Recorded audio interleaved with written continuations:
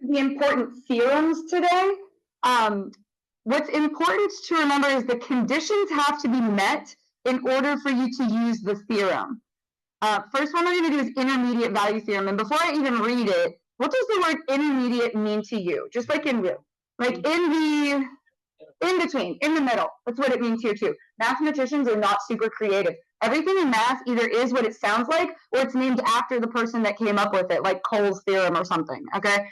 So intermediate means in between. So it says if a function is continuous. If your function is not continuous, do you get to use the theorem? No. Follow up. If a function is differentiable, it is also, so sometimes they will say the function is differentiable, and then you will have to write on your AP exam. This is like guaranteed to come in there. Since the function is differentiable, it is also continuous, and you get like a point for saying that. Okay, so just that you're aware. So if your function is continuous, closed interval, C is any number between, there's the intermediate part. The outputs, f of A and f of B, inclusive, so that means you can include the endpoints. There must be at least one x value in there that gives you f of x equals C. Everyone got that? No, it's just like a bunch of words. A picture is worth an infinite number of words, so we're going to draw a picture. So off to the side here, I like an exponential function, so that's what I use. But it just needs to be continuous. That's the important part.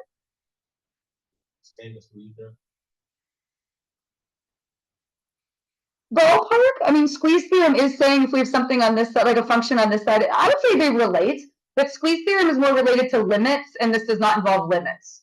So, but your brain's in the exact right spot, because it's like if you have something over here and something over here, then you have the thing in the middle. So yeah, I actually like relating those. I never thought of it that way before. All right, so here's A and here's B. What the theorem is saying is you have this output f of A, and you have this output f of B. And I realize that's a bunch of symbols, but you guys have passed algebra too, so you know what function notation is.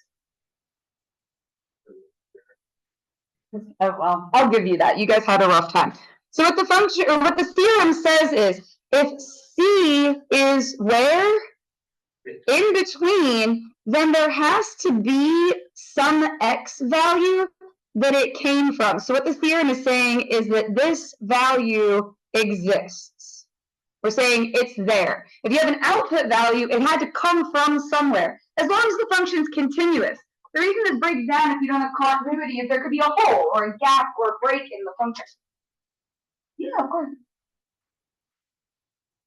All right, the next one is extreme value theorem, and it says if a function is continuous, but they could also say the function is differentiable, and therefore it's also continuous, okay? The function has a maximum and a minimum. I actually don't have a whole lot to add to that. That just means if you have a continuous function, there's a high point and there's a low point.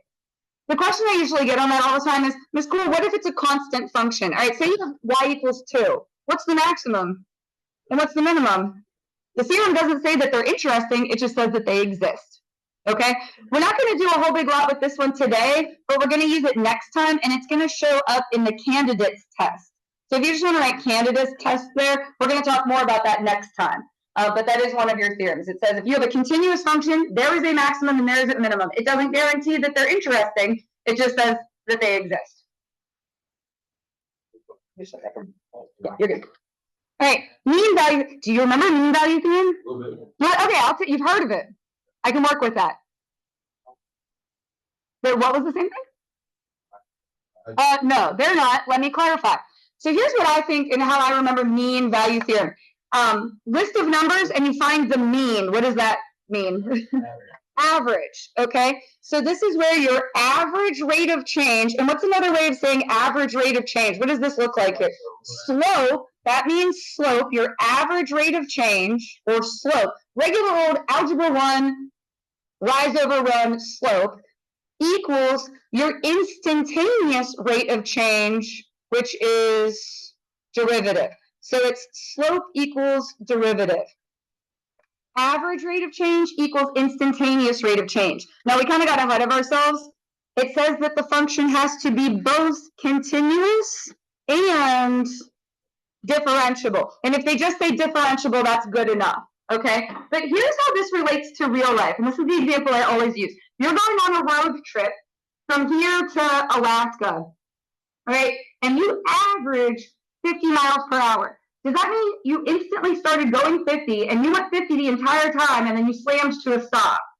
No, your speed varied, but it averaged out to 50. You with me? Yep. But if your average was 50, it means at some point you went 50. Do you get what I'm saying? Functions continuous and differentiable. If you averaged 50, at some point you had to have gone 50. Cool. That's what the theorem says. Okay. Rolle's theorem, and again, this is like they just got named after this guy Rolle that came up with it. This is like the lamest theorem ever. It's really just the mean value theorem, but a special case in it. So this Rolle guy said, okay, if your function is continuous and differentiable, he just piggybacked on mean value theorem. And he said f of A equals f of B. That means you start and end at the same place. So real quick, if you start and end at the same place, that means at some point you turned around, okay? What his theorem says is there has to be a place where there is a horizontal tangent. That would look like this. What is the slope of a horizontal line? 0. What he's saying is, if you start and end at the same place, you must have turned around, and you're going to have a derivative equals 0. Like duh. Okay, it's just mean value theorem, but specifically for a slope of 0. Also, why do we need this theorem? We have a word for these. When you set the derivative equal to 0, those are called what? Critical points. Like we already have a name for it. So I don't know why this. I don't know. I'm kind of jealous of Rolle that he gets credit for this theorem, and he doesn't do anything. You're just like, yeah, I know, right? Like I could have said that. It's just mean value theorem, but specifically for 0. Anyway, whatever. I guess he copyrighted it first, so he gets credit. Yeah, exactly.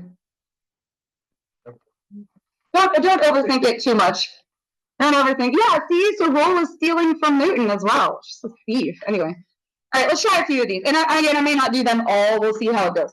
All right, we want to do Rolle's theorem for this function real quick. Is this continuous? Yes. Why? Because it's what shape if you were to graph it? Okay, good. You all did pass algebra 2. Good job. It's a parabola. Is it differentiable? Yes. Yay. Okay, Rolle's theorem says you're going to set the derivative equal to 0. Easiest derivative you ever took. What's it going to be? No, the derivative. Negative 2x, good, equals 0. And if you divide by negative 2, 0 divided by anything is 0. Okay, now hold on a second before you get all excited and you're like, hey, we found the answer. The answer has to be on the interval. If it's not, then you toss it out and you don't get an answer. Okay, so is 0 on this interval that we were talking about? Yes, cool, then we keep it. It cannot be an endpoint. Okay? What happens if it wasn't? You toss it out. I have one like that on here, so just hold on. Okay? So now we're gonna, oh, yes, question. So that it can't be on like the endpoint, but it's closing. So that was a different theorem. If you look back at that, it's a subtle thing in the wording. If you look back, there's like a parenthesis on that one. Okay. Intermediate value theorem is a closed interval. Okay. Okay, I'm gonna keep going. Mean value theorem. Again, this is how I remember it in my head. Mean means average. So you want average rate of change or just slope to equal instantaneous rate of change, which is derivative. Okay, so let's find our slope first. We want to be on the interval 1 to e squared. So I need a point for 1 and I need a point for e squared. How do I get the output values for those? Plug them in, all right? You do need to know ln of 1 without a calculator, but if you had to just flat out guess, like I'm telling you it's some number that you should know, 0, good. And if you plug in e squared, if you don't want to write this, you don't have to. I'm just going to show you because I'm doing the problem in front of a whole group of people. Ln and e cancel, and so you just get 2. Perfect. Ln and e are inverses. They undo each other. Okay? And then we're going to do regular old slope. 2 minus 0 over e squared minus 1. That's our slope. And we're going to set that equal to the derivative. That's the instantaneous rate of change. So let's see who remembers. What's your derivative of ln? I didn't even make there be a chain rule. I didn't put anything else complicated. It's just 1 over x. Now we're on to algebra. You have a fraction equal a fraction. So what would, perfect, cross multiply, it's a ratio. If you cross this way, you're going to get 2x, beautiful, equals, if you cross this way, e squared minus 1. What it's really important to remember is that e is a value. It is a number. It's 2.718, blah, blah, blah. Okay, but as long as you know it's a number, then you're good. You just want to get x by itself, so your last step, divide by 2. Now, you need to check that that's on the interval, so we're going to kind of round, it is on the interval, all right? But pretend e is 3, all right, just round. 3 squared, 9 minus 1 is 8, divided by 2 is 4, okay? And if you take 3 squared, you would get 9. So it's 4 on the interval, 1 to 9. I just said treat e like it was 3. I just said round it off because we didn't have a calculator. Okay, it's close enough. No, I don't know how you would. I don't know what. Do you know what 2.718 squared is in your head? Yeah. Yep, that's good. Perfect. But no, we're not going to simplify. Just leave it alone. Right? Now this one, show that. This is going to be a sentence. And here everyone's like, get the sentence out of my math problem. We're going to have to write something. Show there is a value c on this interval such that f of c equals 10. This is intermediate value theorem. We are going to show that 10 is, what does intermediate mean? In between. We're going to show 10 is in between the other 2 outputs. So what we're going to have to do first is we're going to plug in 0 and we're going to plug in 3. On the AP exam, which will show up on the free response part, you get a point for plugging those in. So at least do that. Throw whatever you've got at the problem, right? If you plug in 0 to this, you're going to just get 0. If you plug in 3, all right, 3 cubed is fair game. You got to know that. That's 27. 3 times 3 times 3 is 27. Minus 9 would be 18. Plus 3, 21. So the $1 million question. Is 10 in between 0 and 21? Yes. Oh, and I'm going to write that. Hold on a second. All right. The function has to be continuous. Is this function continuous? Yeah, it's a polynomial. A cubic just looks like this. Okay, so here's your sentence. Since f of x is continuous. Now, I will accept CON for continuous and DIFF for differentiable. I would recommend on the AP exam write those out because I'm not 100% on if they'll take those abbreviations, but I'll take them, right? So since f of x is continuous on the interval 0 to 3, so we mentioned the condition of the theorem, and you can say this however you want.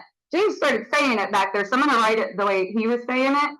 But if you don't like this, there's a lot of other ways you can say this. Just in some capacity, you have to say that 10 is between these. So we're going to say f of 0 is less than 10 is less than f of 3. If the symbols bother you, you can write it out in words. You can say 10 is in between f of 0 and f of 3. You can write it like in a sentence structure if that is more appealing to you. And I do have to finish the sentence, but I see hands, so just hold on a second. Go ahead. What's up? No. Does it have to be f of 0, or can you write 0 on 20?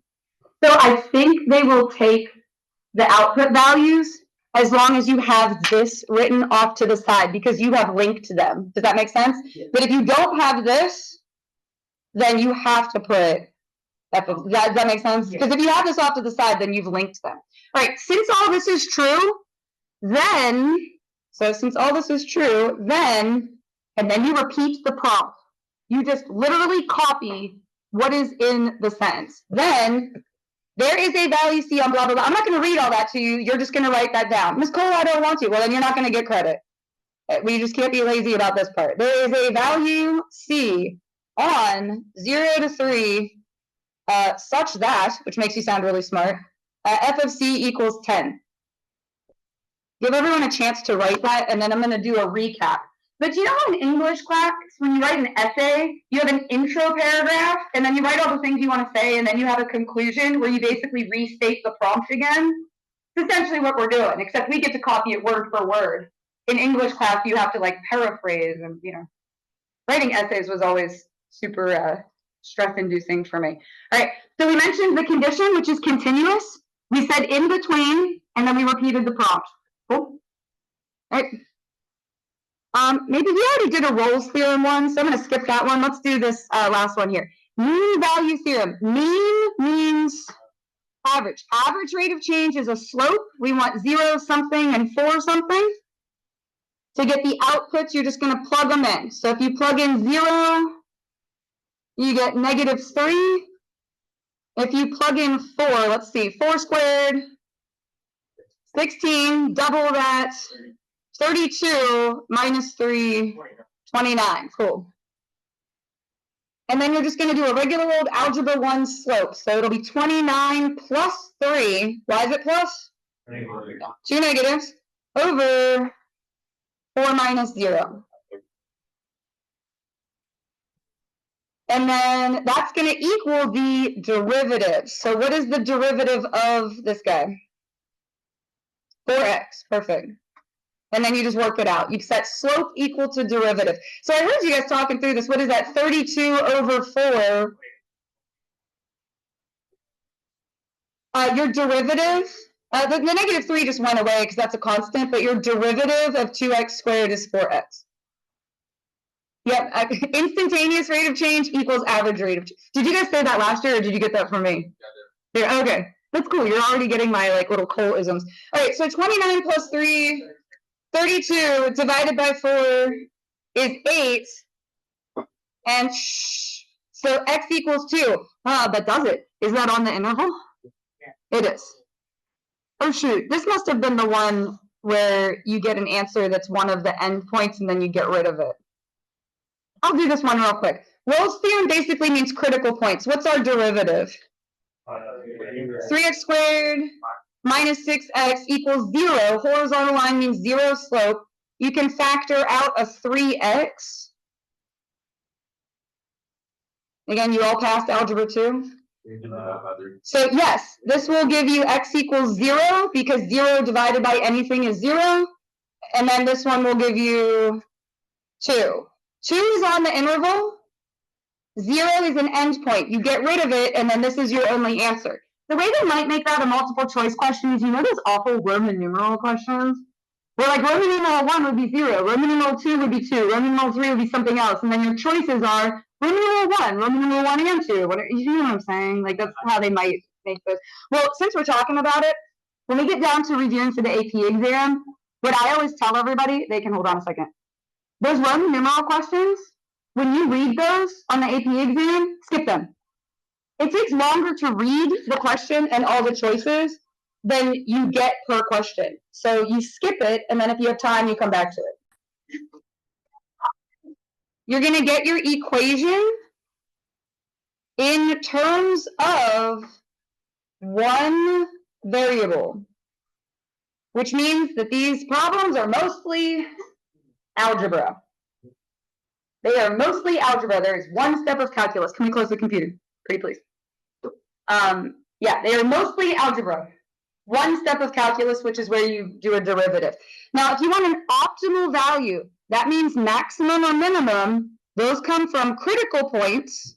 So how do you get a critical point? It is derivative equals 0. Okay, so you get your equation for whatever you're optimizing. Like if it says minimize cost, get an equation for cost. If it says maximize area, get an equation for area. Like whatever the problem, just read, okay? And then take your derivative, set it equal to 0. That's how you get your critical points. Okay? Two numbers have a sum of 20. What on earth does sum mean? Plus. Okay, so x plus y equals 20. Or you can pick whatever letters you want, but I usually just pick x and y. What is the maximum product? Okay, you need an equation for product. I'm going to use P for product. What on earth does product mean? X times y. Here's the problem. There's an x and a y. And you need to only have one or the other. That's why they gave you this other piece of information. Do you want to get x by itself or y by itself? X. Okay, how would you get x all alone? Oh, yeah. And we're going to substitute. This is algebra. It is. I haven't done any calculus yet, and there's only going to be one step that is calculus. Right? We're going to take that and substitute it in for x over here. So P equals that times y. Still haven't done any calculus. Have I made it clear I don't really like have much patience? Like all algebra, like I'm teaching algebra class here. All right, and then one more step of algebra, we're gonna take this y and distribute. So product equals 20y minus y squared. You're gonna be okay. But your feelings are valid. I feel like we should arrive. No. That feeling is correct. And I love that you said I feel like we should do that because your instinct is most times gonna be right. All right, p prime equals. What's your derivative? It would be 20 minus 2y equals 0. Big mistake I did here is people put DTs and things. This is not related rates. We're just finding a maximum product. It's not as complicated as that. So we're not doing dy. Nope. And that's why we got it in terms of one variable, is so we wouldn't like need that. Okay. And then what would y be? Could you guys, are you guys at a level where you could do that in your head? Like what's y? 10. Y is 10. I think I'm going to answer your question. Do you mind holding on just a second? Okay. If y is 10, what is x? 10. And so what's the product? 100. The most optimal rectangle is a square. Let me say that again. The most optimal rectangle is a square. So for example, if I said the sum of the two numbers is 10, what are the two numbers? 5 and 5, and what's the product? 25. Go ahead, or did I answer your question? Why would we derive? You want a critical point, which is where a derivative equals 0. Okay? But why do what's that? We're looking for maximums and minimums. Critical points are what give you your maximums and minimums. Those are your high points and low points. Do you need a visual? Just deriving with, well, I mean, like. No, I want you to understand it. If this is your function, okay, kind of do something that looks sort of like sine there. This is a critical point. Do you see how it's the location of a maximum? This is a critical point. See how it's the location of a minimum? The critical points are what give you, there, we got there? Okay, cool. All right, so this one. A rectangle has a perimeter of 48. Oh, did you have a question too? Yeah, go ahead. Like a critical point and like I was doing with all the stuff, it's like one. We're not there yet. What was the? I mean, that is next time's lesson, if you don't mind waiting. We're going to do a whole thing on it. That's not a point. Yeah, they just threw that in there. We weren't doing anything with them. Can I, that is next time's lesson. Can you just wait? Yeah. I'm going to cover that next time. If you can wait till Monday. If not, there's this really cool thing called the internet. That I know, right? Okay. So it says a rectangle has a perimeter of 48, but we know instead of a rectangle, if we want an optimal area, it's going to be a square. So what is each side if you want the perimeter to be 48? 12. What'd you say? I'll put 2 x. So yeah, I'm not doing all that. So what is our maximum area? Which is 144. You need units. Be careful. Feet squared. Very good. And I think somebody said square feet. I'm going to show you a trick for this one too, so you don't have to actually do any work.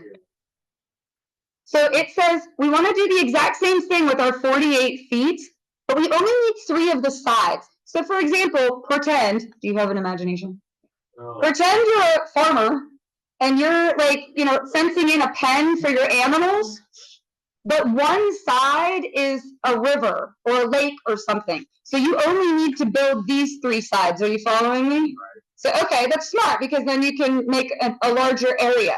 When they knock out one of the sides like that, all you're going to do to get your 2 dimensions is divide in half twice. All right. How much fencing did we get? 48. What is 48 divided in half? 24. What is 24 divided in half? 12. I don't know 24 times 12 off the top of my head, so I'm going to just go ahead and do this. But whatever those are multiplied together, is it 288? I'm going to just trust you. And then your units again are square feet. Oh wait, was it meters? This feet, right? Yeah, feet. Okay.